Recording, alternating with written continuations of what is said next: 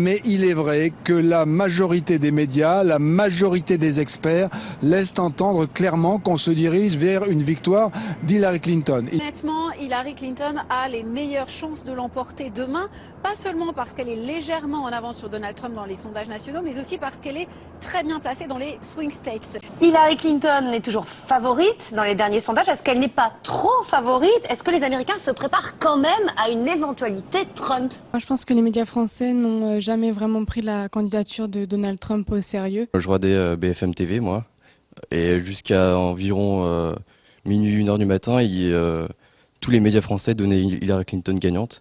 Et c'est à partir quand il a pris la Floride, etc., qu'ils ont commencé à le prendre au sérieux. Trump n'a jamais été pris au sérieux du début à la fin, même hier ou avant-hier. On a vraiment réalisé, au bout qu'il y avait des gens qui votaient pour lui et qu'il était vraiment supporté. Comment ont été présentés en général les supporters de Trump dans cette campagne? Je pense qu'ils étaient un peu présentés comme pas comme des fêlés, mais après un peu comme des gens qui étaient un petit peu comment dire ouais, comme des gens qui sont un peu stupides entre guillemets et qui réfléchissent pas trop quoi, qui sont un peu incultes, etc., qui n'ont pas trop d'éducation. Pourquoi, selon vous, finalement, Donald Trump a été élu? Qu'est-ce qui fait que finalement il a été élu s'il était si peu attendu comme vainqueur de l'élection? Et je me demande si le fait que Hillary Clinton soit dite vainqueur dès le départ, peut-être qu'il y a eu aussi des gens qui se sont dit ça sert à rien d'aller voter, c'est sûr que c'est gagné. S'il a été élu, c'est pas pour rien, c'est qu'il a quand même eu la majorité. Donc on passe pas, je pense, assez à la télé les gens qui sont pour Donald Trump. Enfin, on les voit pas en tout cas. Donc on peut un peu aussi donner la responsabilité aux médias qui n'ont pas fait leur travail et qui n'ont pas forcément montré que Trump pouvait avoir un impact donc sur la vie de la population.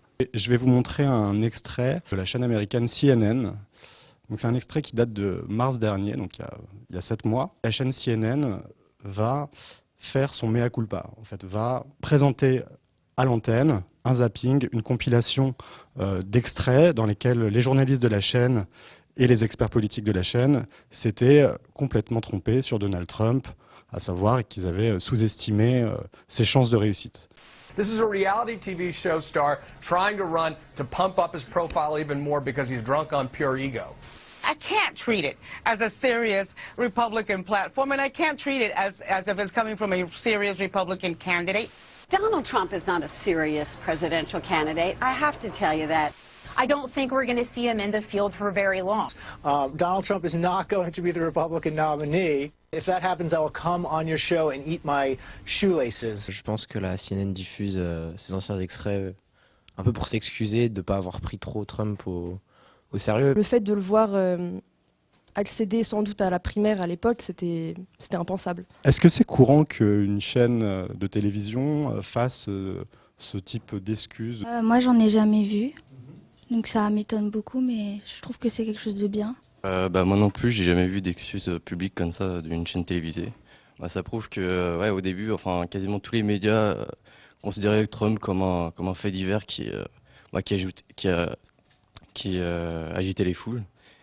Moi, je pense que c'était une bonne chose d'avoir fait ça. Après, je pense pas non plus que ce soit des excuses. C'est plus une forme d'autodérision parce qu'ils avaient tort après tout. Je pense pas que ça les décrédibilise de faire une séquence comme ça. Par contre, ils ont sûrement dû perdre des auditeurs qui votaient pour Trump et qui acceptaient pas trop ce genre de blagues. En même temps, au début, Donald Trump, c'était pas un homme politique, c'était un homme d'affaires.